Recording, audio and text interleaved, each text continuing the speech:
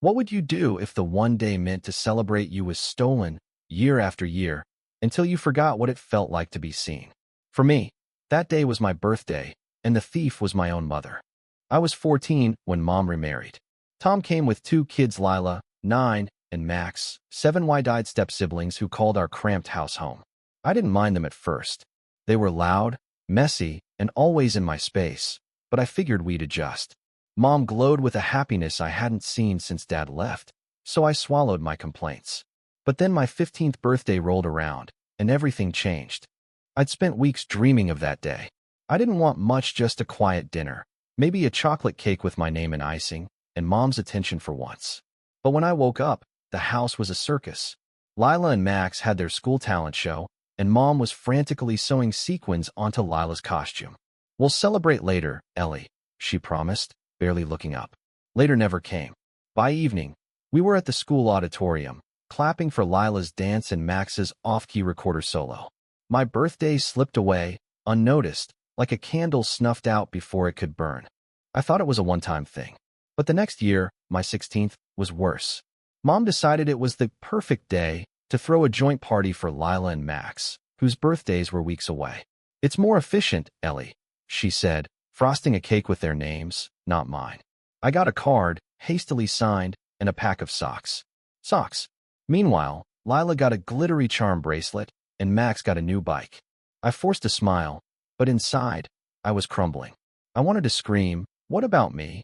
but the words stuck in my throat. By 17, I stopped hoping. Mom's life revolved around her Stepkids theater recitals, their tantrums, their everything. My birthday became a footnote, a day to get through while she planned their celebrations.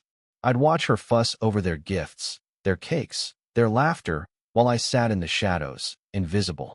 I started to wonder if I was invisible too.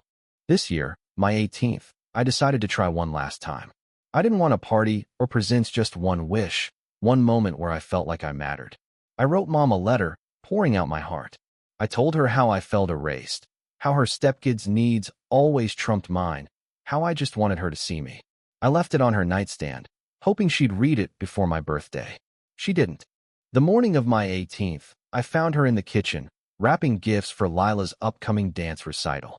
"Ellie, you're up," she chirped, oblivious. "Can you help Max with his math homework later?" I stood there, clutching my letter, now crumpled in my pocket. "Mom," I said, voice shaking, "it's my birthday."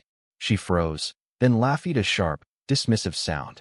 "Oh, honey, you're too old for birthdays now. Don't be so needy." Needy. The word hit like a slap.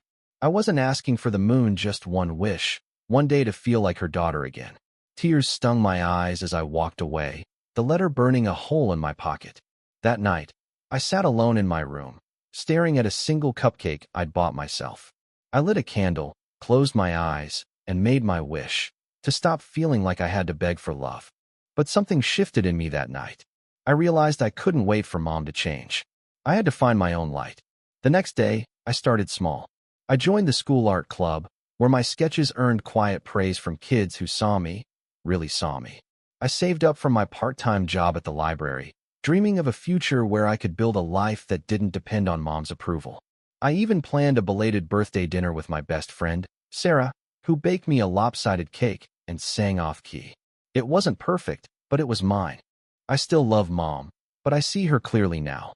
She's human, flawed, caught up in her own world. I don't hate Lila or Max, they're just kids, after all. But I've learned that love isn't something you beg for.